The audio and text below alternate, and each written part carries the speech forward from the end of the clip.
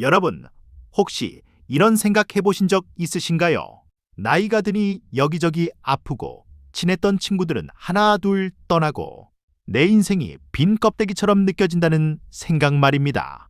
몸이 아픈 것보다 더 힘든 건 어쩌면 내 삶이 더 이상 쓸모없게 느껴지는 마음의 고통일지도 모릅니다. 그런데 여기 우리가 겪는 고통과는 비교조차 할 수 없는 생지옥, 바로 나치 강제 수용소 아우슈비츠가 있습니다. 내일 당장 가스실로 끌려갈지 모르는 그 절망 속에서도 끝까지 살아남은 사람들에게는 놀라운 공통점이 하나 있었다고 합니다. 오스트리아의 저명한 정신과 의사였던 빅터 프랭클은 어느 날 갑자기 기차에 실려 수용소로 끌려갑니다. 평생 연구한 원고, 사랑하는 가족, 입고 있던 옷, 심지어 머리카락 한 올까지 모조리 깎인 채 발가벗겨졌습니다. 그에게 남은 건 수용소 번호 11만 9104라는 문신뿐이었습니다. 영화의 추위 속에서 얇은 옷 한 벌로 노동을 강요받았고 빵 한 조각을 위해 동료와 싸워야 했습니다. 인간의 존엄성이라고는 찾아볼 수 없는 곳이었죠. 프랭클 박사는 수용소에서 흥미로운 사실을 발견합니다. 가장 먼저 죽어나가는 사람은 몸이 약한 사람이 아니었습니다. 나는 여기서 살아나갈 수 없어라며 희망을 포기한 사람들이 가장 먼저 시름시름 앓다가 세상을 떠났습니다. 반면 뼈만 앙상하게 남았어도 내가 나가서 꼭 해야 할 일이 있다, 만나야 할 사람이 있다는 목표를 가진 사람들은 그 지옥 같은 시간을 견뎌냈습니다.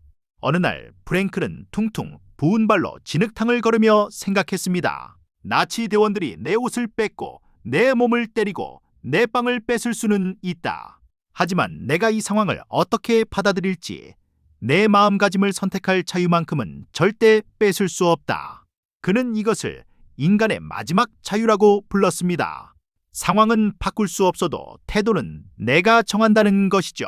매일 새벽 살을 내는 추위 속에서 강제 노동을 하러 나가는 길, 프랭클은 아내를 떠올렸습니다. 아내가 살아있는지 죽었는지조차 알 수 없었지만 마음속으로 아내와 대화를 나눴습니다. 그녀의 미소를 떠올리는 순간만큼은 수용소의 고통을 잊을 수 있었죠. 그는 깨달았습니다. 사랑이야말로 인간을 구원하는 가장 강력한 힘이구나. 사랑하는 대상을 생각하는 것만으로도 살아야 할 이유가 생긴 것입니다. 철학자 니체는 이렇게 말했습니다. 살아야 할 이유를 아는 사람은 어떤 고난도 견뎌낼 수 있다. 수용소에서 크리스마스가 지나고 새해가 되자 수많은 사람이 갑자기 죽어나갔습니다. 집에 돌아갈 수 있을 거라는 막연한 기대가 무너지자 삶의 끈을 놓아버렸기 때문입니다. 프랭클은 동료들에게 말했습니다. 미래에 대한 믿음을 잃는 것은 자기 자신을 포기하는 것과 같습니다. 자, 이제 이야기를 우리 삶으로 가져와 볼까요? 물론 우리는 수용소에 있지는 않습니다. 하지만 나이가 들면서 겪는 고통은 때로 감옥처럼 느껴집니다. 자식들은 바빠서 연락이 뜸하고 배우자를 먼저 떠나보내기도 하고 평생 일했던 직장에서 은퇴하니 내가 잉여인간이 된 것 같은 기분이 들 때가 있습니다. 이걸 실존적 공허라고 합니다. 여기 무릎 관절염으로 걷기도 힘들어 집안에만 계시던 김 할머니가 계십니다. 할머니는 매일 아이고 죽지 못해 산다라며 한숨만 쉬셨죠. 그러다 우연히 아파트 화단에 버려진 작은 텃밭을 보게 되셨습니다. 잡초가 무성한 그곳을 보며 할머니는 내가 저 풀들을 좀 뽑아주면 꽃이 필 텐데라는 생각이 들었답니다. 그날부터 할머니는 불편한 다리를 이끌고 매일 조금씩 잡초를 뽑고 물을 주었습니다. 신기하게도 무릎 통증은 여전했지만 더 이상 고통스럽지는 않았습니다. 할머니에게는 내 손길을 기다리는 꽃들이라는 살아야 할 이유, 즉 삶의 의미가 생겼기 때문입니다. 꽃이 활짝 피었을 때 할머니는 누구보다 환하게 웃으셨습니다. 이것이 바로 프랭클 박사가 말한 의미요법입니다. 프랭클 박사는 말합니다. 만약 삶에 어떤 목적이 있다면 시련과 죽음에도 반드시 목적이 있을 것이다. 우리는 고통을 피하려고만 합니다. 하지만 피할 수 없는 고통이라면 그 고통을 견디는 나의 태도를 통해 인간으로서의 품격을 증명할 수 있습니다. 질병이나 노화 자체는 바꿀 수 없지만 그것을 대하는 태도는 우리의 선택입니다. 그렇다면 구체적으로 어떻게 삶의 의미를 찾을 수 있을까요? 프랭클 박사는 세 가지 길을 제시합니다. 첫째, 무언가를 창조하거나 일을 하는 것입니다. 거창한 일이 아니어도 됩니다. 김 할머니처럼 화단을 가꾸거나 손주에게 옛날 이야기를 써주거나 맛있는 요리를 해서 나누는 것, 이 모든 것이 창조적인 일입니다.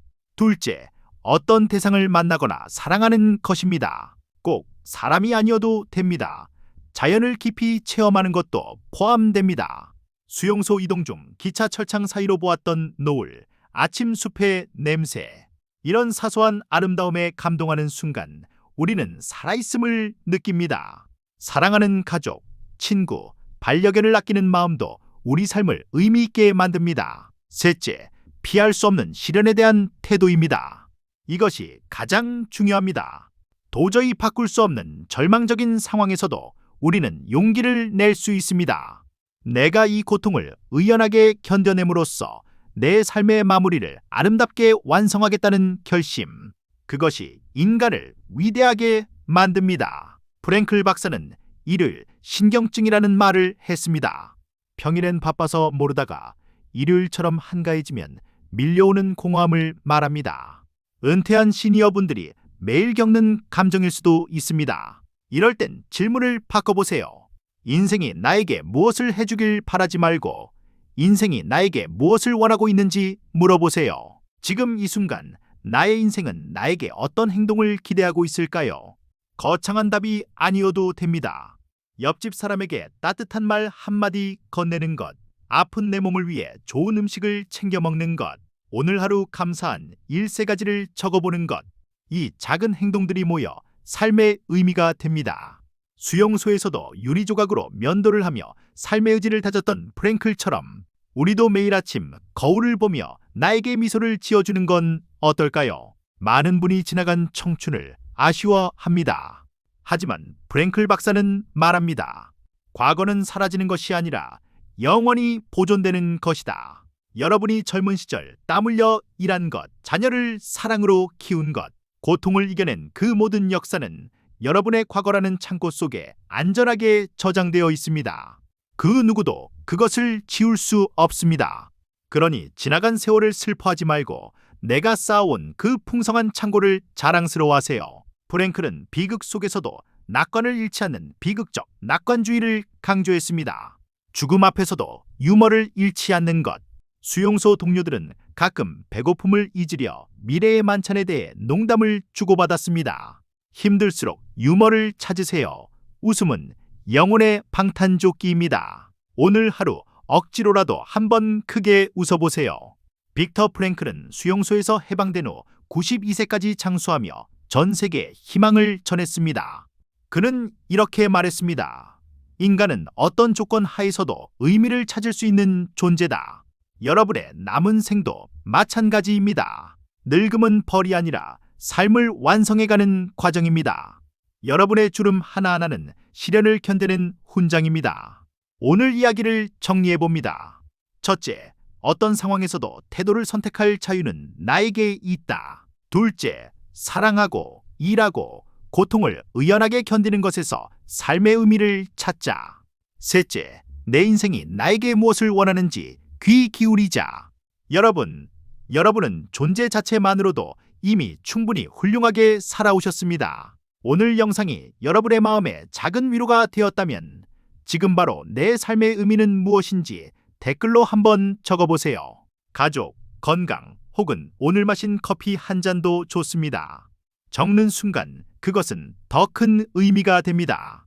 앞으로도 여러분의 건강하고 의미 있는 삶을 응원하겠습니다. 구독과 좋아요는 큰 힘이 됩니다. 감사합니다.